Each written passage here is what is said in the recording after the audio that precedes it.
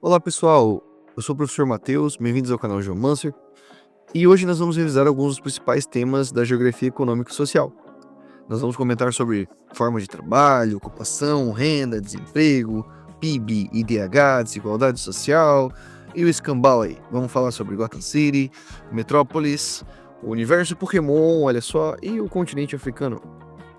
O Gotham City, pessoal, a cidade que na ficção representa o que acontece em muitas metrópoles por aí, né? De um lado a gente tem Bruce Wayne, um bilionário com acesso à tecnologia e luxo, e de outro uma população inteira mergulhada em pobreza, sem acesso a empregos formais, moradia digna ou oportunidades. Esse abismo entre ricos e pobres gera instabilidades.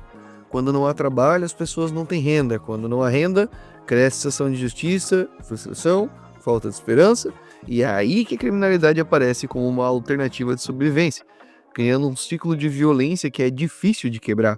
Lembra que a gente comentou em sala de aula sobre aquela tese de doutorado? Pois é. E se você está chegando agora no canal, eu sou o professor Matheus, como já citado antes. Esse canal é destinado aos meus alunos e a qualquer um que queira aprender geografia. Voltando ao assunto. Esse fenômeno que a gente vem comentando aqui não é só ficção. Em cidades como o Rio de Janeiro, São Paulo ou a Cidade do México, a gente vê a mesma lógica. Bairros ricos cercados por comunidades pobres. Falta de emprego formal, emprego que pague bem, emprego com condições boas de trabalho.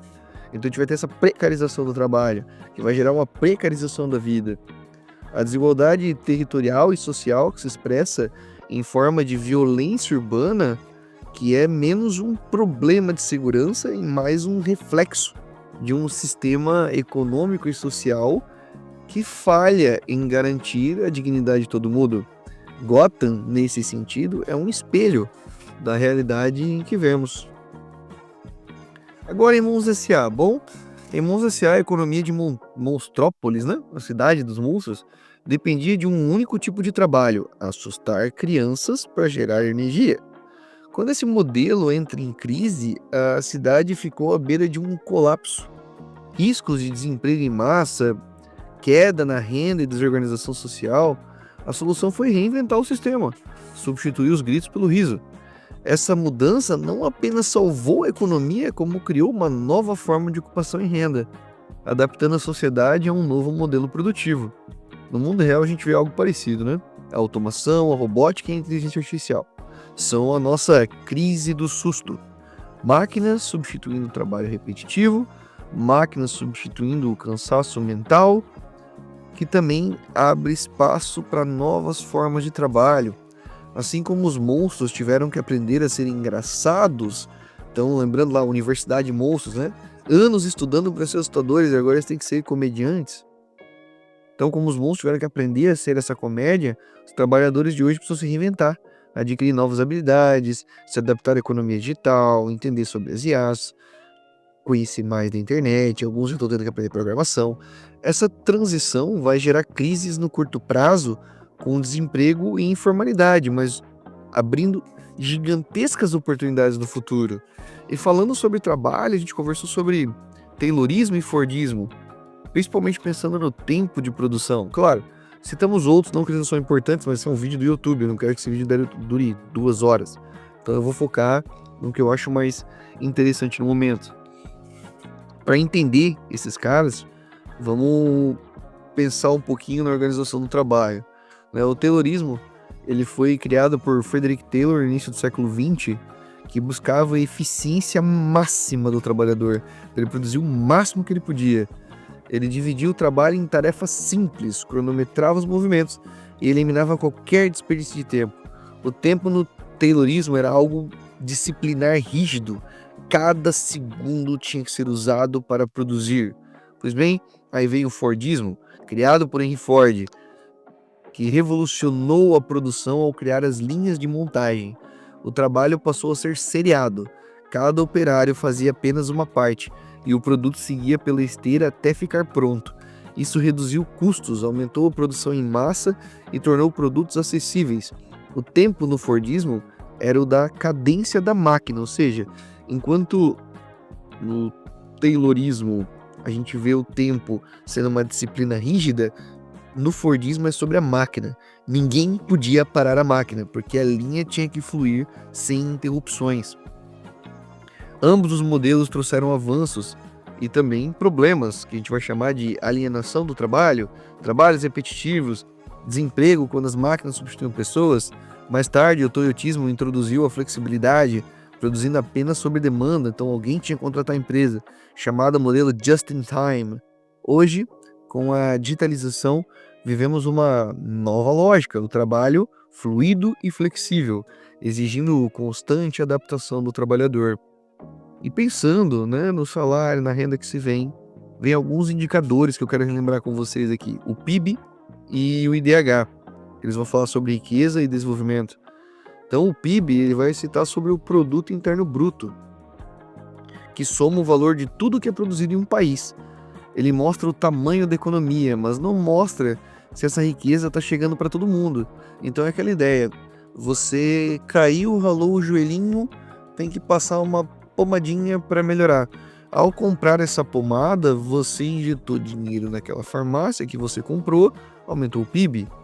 Você bateu o carro, precisou arrumar o carro, aumentou o PIB. Ou seja, a partir do momento que você gasta, você está aumentando o PIB. Isso não quer dizer que você está mais feliz. Isso não quer dizer que sua vida está mais fácil. Pois o PIB não é o melhor indicador socioeconômico, ele é um deles. Agora o IDH, o Índice de Desenvolvimento Humano, ele é mais completo que o PIB. Ele considera saúde, educação, renda. Com saúde, a população tem acesso à saúde de qualidade, tem acesso a medicamentos, a tratamento médico, a cirurgias. Na educação, são alfabetizados, aprenderam a ler e escrever, sabem que eles estão numa posição geográfica mundial. Pois bem, muita coisa é avaliada. E renda? Essa população tem acesso à televisão, à internet, à água, à luz. Por isso, um país pode ter um PIB altíssimo e ainda assim um IDH baixo. Se a riqueza estiver concentrada na mão só de bilionários, de pessoas muito ricas e uma população muito pobre, aqui eu cito o exemplo do Qatar, eu tenho um país com um PIB alto e um IDH baixo. É o caso de países ricos em petróleo, por exemplo, diamantes ou outros minérios, mas que ainda apresentam desigualdades profundas e pobrezas para grande parte da população. Então, pensando nesses minérios, petróleos, diamantes, vamos falar um pouco de Pokémon aqui. Pois é, eu gosto de citar Pokémon porque Pokémon é muito legal. Agora, falando nesse mundo, né? A riqueza de um treinador Pokémon, para quem já jogou, para quem assistiu, depende também de Pokémon raro, né? De Pokémon forte. Criaturas como Mewtwo, Rayquaza ou Lugia são disputados porque dão prestígio, poder e até oportunidade de lucro em batalhas em torneios. Para quem lembra do jogo Pokémon, toda vez que você vencia um rival, você ganhava dinheiro com isso. Então, quanto mais rivais você vence, né? Mais rico você fica no jogo. Só que nem todos os treinadores têm acesso a Pokémons lendários. Vamos lembrar que eles são lendários não é à toa. Você só tem um por jogo. E se ele for mítico, é só se tiver num evento, né? Muitos ficam com criaturas comuns que não oferecem as mesmas vantagens. Olha que metáfora legal para a gente falar sobre recursos naturais. No mundo real, minérios como ouro, petróleo, diamantes e coltan funcionam como Pokémons raros. Tipo Rayquaza, tipo Mewtwo, tipo Lugia. Eles geram riquezas, atraem investimentos e podem transformar a economia de um país inteiro. Mas existe um problema. Assim como os torneios Pokémons, essa riqueza não é distribuída igualmente. Enquanto empresas e governos acumulam lucros, as comunidades locais muitas vezes permanecem na pobreza, sem acesso a serviços básicos. Esse fenômeno é conhecido como paradoxo da abundância ou maldição dos recursos. Países ricos em recursos naturais nem sempre conseguem transformar essa riqueza em desenvolvimento humano. Ou seja, não adianta tu ter lá um Rayquaza, mas tu não sabe usar ele no jogo. Você perde as batalhas, não ganha, você tem os recursos, é a mesma coisa, você tem os recursos naturais, mas não sabe aplicá-los. Falando em abundância de recursos naturais, vamos falar sobre o continente que mais tem recursos naturais, né? A África, que vai nos levar direto. Então, vamos direto para lá. Que talvez vai ter o maior exemplo desse paradoxo da maldição dos recursos naturais, do paradoxo da abundância. Pois é, a África é um dos continentes mais ricos em recursos naturais do planeta.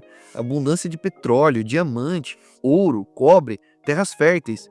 No entanto, grande parte da população vive na pobreza, com o IDH baixíssimo e um alto índice de desigualdade social estupendo. Pois bem, o motivo está na história da colonização. Durante o século XIX, na partilha da África pela Conferência de Berlim, os países europeus dividiram o continente em fronteiras artificiais, sem respeitar línguas, culturas e etnias. Povos rivais foram obrigados a viver no mesmo território, enquanto comunidades inteiras foram separadas. Além disso, os colonizadores tomaram as melhores terras para eles, explorando minérios e criando novas economias voltadas para a exportação da Europa e não para atender a população local. As consequências, o que poderia dar, né? Conflito entre a própria população, étnicos, guerras civis, como aqui no Sudão, Nigéria e Ruanda, dependência econômica da exportação de produtos primários, sem desenvolvimento industrial interno. Isso a gente está conversando essa semana na sala de aula. O problema de ser um país primário é que você não se industrializa e toda a sua riqueza sai do país. Outro problema, outra consequência aqui, desigualdade social, com elites com poder e riqueza concentrada, estados frágeis. O que é um estado frágil? É aquele estado que é marcado por corrupção, que é marcado por regime autoritário, que não consegue ter um presidente no poder durante muito tempo. É um estado que vai ter golpes de estado constantemente. Pois bem, hoje, na África subsaariana, concentra a maior parte da pobreza extrema mundial. Ao mesmo tempo, é um continente jovem, com mais de 70% da população abaixo dos 25 anos. Isso representa uma grande oportunidade de investimento em educação, saúde e infraestrutura. Porque olha só, se eu tenho essa população jovem, eu consigo investir nelas. Mas não se pensa dessa forma, não é mesmo? A África pode transformar essa juventude em um motor de crescimento, mas se não houver esse investimento, continuará preso ao paradoxo da abundância. Adianta ter todos esses recursos minerais se a gente não consegue usar? E por fim, temos que abordar sobre a eficiência dos transportes, das rotas. E até falei para vocês a história de Genghis Khan, né, Temujin, que nasce no século XII, nas estepes da Mongólia. Um ambiente inóspito, de clima extremo, relevo aberto e praticamente sem cidades. A sobrevivência dependia da mobilidade de povos nômades. Precisavam se deslocar constantemente em busca de pastagem para seus animais.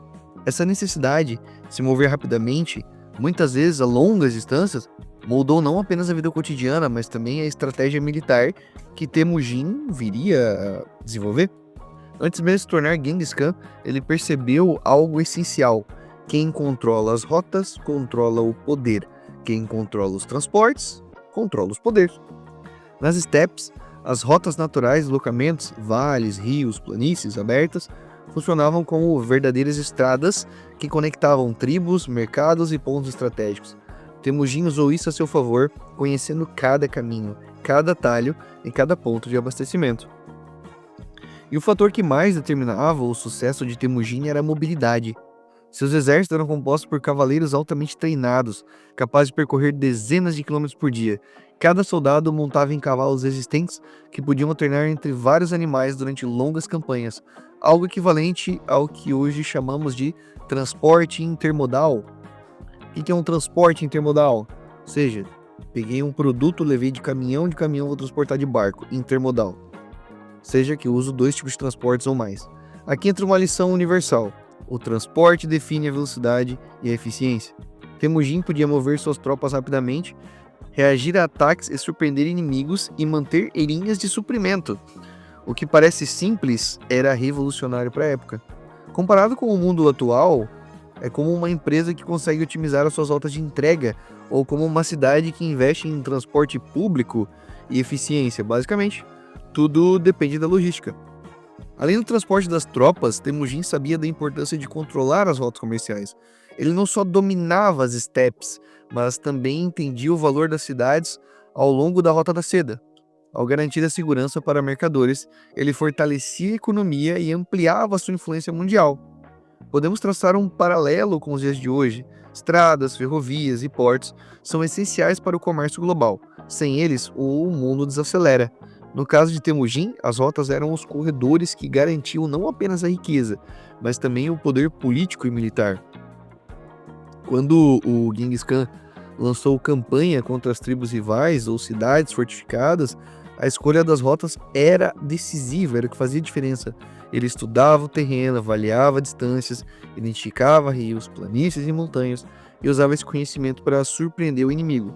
Por exemplo, em várias campanhas contra a China e o Oriente Médio, seus exércitos deslocavam de forma rápida e coordenada, atacando pontos estratégicos que pareciam inacessíveis. Isso foi possível graças ao planejamento logístico, que incluía cavalos, suprimentos e conhecimento das rotas. O que dá para aprender com o Temujin? Pois bem, que transporte e rotas não são apenas infraestruturas. Rodovias não é só rodovia, não é só concreto, e sim um instrumento de dominação e poder. Empresas, cidades e países que investem em mobilidade e eficiência têm mais chance de prosperar. Da mesma forma, governos que entendem a importância das rotas, seja elas terrestres, fluviais e até digitais, conseguem responder mais rapidamente a crises. Além disso, a história nos mostra que a mobilidade estratégica. Perdão, viajei. É isso mesmo. Que a história e a mobilidade estratégica elas vão caminhar juntas. Genghis Khan não era apenas um guerreiro, ele era um estrategista. Ele entendia que a velocidade de deslocamento podia superar a força bruta. Ou seja, o que eu quero dizer com tudo isso aqui? Transporte é tão importante quanto o ouro. Ter a rota é tão importante quanto a própria mercadoria. Então, para concluirmos esse vídeo, vamos só revisar aqui algumas coisas. Se conectarmos tudo que a gente falou aqui agora, o que pode ajudar para nós? Bom, Gotham City mostra a desigualdade e a falta de ocupação formal que criaram violências e instabilidades. Monstrópolis mostra que a crise de trabalho pode se transformar em oportunidade quando há inovação. Taylorismo e Fordismo nos lembram que a organização do trabalho molda o tempo social e econômico. Temujin fala que o trabalho deve ser feito de maneira correta por caminhos seguros. O mundo Pokémon é uma metáfora para a exploração de recursos naturais. Os raros Pokémons são como riquezas, mas nem todo mundo tem acesso a isso. E a África nos ensina que a colonização deixou cicatrizes profundas, que ainda explicam a pobreza e a desigualdade, apesar da abundância de riquezas. Bem, compreender a ocupação, o desemprego, PIB e IDH é, no fundo, compreender a vida concreta das pessoas. Se elas têm ou não acesso a uma vida digna, se podem ou não se desenvolver plenamente ou se estão presas a ciclos de exclusão. E esse olhar crítico que a geografia vai nos proporcionar, entender o presente para pensar em futuros mais justos e investir em estratégias mais justas para o futuro e em políticas públicas. Pois bem, pessoal, o vídeo era isso. Espero que tenham gostado. Se inscrevam no canal, deixem o joinha e boa sorte!